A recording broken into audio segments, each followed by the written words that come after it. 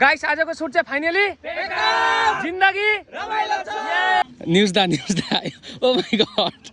आजको ब्लग एकदमै रमाइलो सुटिङ लोकेसनबाट सुरु हुँदैछ। हेर्नुहोस् त यो लोकेसन कति राम्रो र सुन्दर छ। यस्तो ठाउँमा आएपछि मन एकदमै खुसी हुन्छ। यता सुटिङको तयारी पनि धमाधम भइरहेको छ। इन्स्ट्रुमेन्ट सेटअप हुँदैछ, क्यामेरा पनि आफ्नो ठाउँमा फिट हुँदैछ र सबैजना सुटको तयारीमा व्यस्त देखिन्छन्। गाइस अहिले चाहिँ सुटको लागि पुरा एकदम इन्स्ट्रुमेन्टहरू रेडी भएको छ। म्युजिशियनलाई म देखाइदिन चाहन्छु।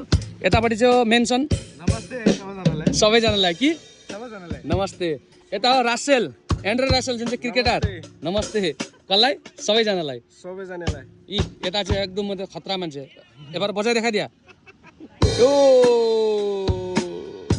यता यी लक्ष्मण, कस्तो अनुभव? कस्तो राम्रो छ, सुट चल्दैछ। आशा गर्छु हजुरले मन पराउनुहुन्छ। अरु एभ्रिथिङ वेल एन्ड गुड छ हैन? जिन्दगी के छ? जिन्दगी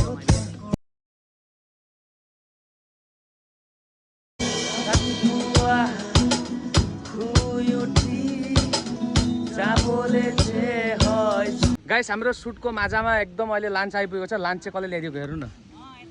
न्युज दा ओ माय गॉड। यही त एन्टरटेन हैन?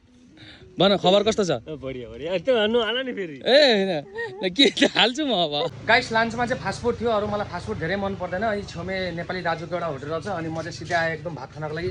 दादाले पुरा एकदम चिकनहरु रेडी गरिदिनु हुँदैछ। दिदीको एकदम भैरवकुण्डमै छ होटल। दिदी राम्रो छ खबर? अरु के थाली दिनुभयो? चिकन थाली नि टेस्टी हुन्छ नि? बढिया। म चाहिँ यहाँ फटाफट खाना खाएर छिटो उनीहरूको लागि पनि केही खाना पेक गराएँ, किनकि अझै उनीहरूलाई भोक लाग्न सक्छ। अब यो लिएर उनीहरूतिर जाँदैछु। यता भने सबैजना आफ्नो आफ्नो गफमा रमाइरहेका रहेछन्। आजको ब्लग यतिमै समाप्त गर्छु। फेरि पनि अर्को नयाँ यात्रा र नयाँ कथासँग भेटौँला। बाई। गाइस आजको सुट चाहिँ फाइनली जिन्दगी रमाइलो छ।